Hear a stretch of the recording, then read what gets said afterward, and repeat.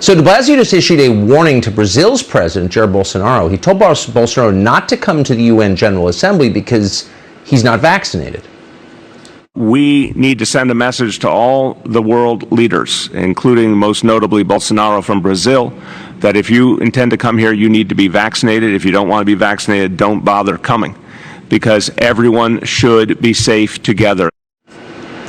Really? Because Bolsonaro already recovered from COVID, so he doesn't need the vaccine. No one who's recovered from COVID needs the vaccine. They have greater immunity than people who get the vaccine. This is insane. So Bolsonaro came anyway. He was photographed eating pizza in New York City. As you can see, he had to eat it outside because he's not vaccinated. Eduardo Bolsonaro is a Brazilian politician. He's the son of the president of Brazil. He joins us to respond to Bill de Blasio. Mr. Bolsonaro, thanks so much for coming on tonight. We appreciate it. So were you tempted, was your father tempted to cancel the trip to New York because the failed mayor didn't want him there? Yes, it happened in 2019. And it shows a lot how left-wing people are. They want to control everything. But I know that de Blasio is a Marxist that follows a lot what Antonio Gramsci says. And for them, everything is about politics and ideology. So he'll never be polite with us. And to be really, I don't care that much about what he thinks. I don't waste my time listening to him. It's interesting. I love hearing the foreign perspective because sometimes people who don't live here see things with a greater clarity because they're not as caught up in the details. The first thing you said was de Blasio is a Marxist. That's obvious to you.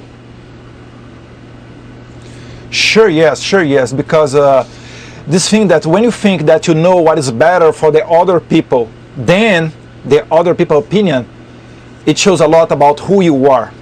It's very strange, Tucker, that you as founding fathers, you gave a big example for the whole world when you make your Constitution and the First Amendment. Because you said there that everybody, all human beings have the right of the life and the liberty. And nowadays, looks like some politicians, they forgot about that. They just don't care about that. They will control everybody's life. And in a point that even the Taliban can talk, you know, true things about free speech to the big techs. So this is a crazy world. US is an example when you talk about liberty and democracy. So we are scared with what is going on in US.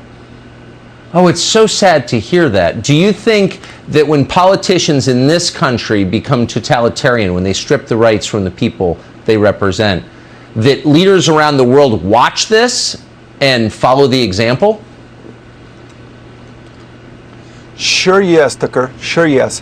And I have an advice for the American people. Do not think that Venezuela is something far, far, far away from you. Venezuelans during the 90s, if you tell them that one day Venezuela would turn itself a dictatorship, they would never take it serious. So this is a very strong message that you have to take care about that. Such a great point. I went to Caracas as a child. It was a nice place. It's not anymore. Eduardo Bolsonaro, I appreciate your coming on tonight. Thank you. I say thank you, Tucker.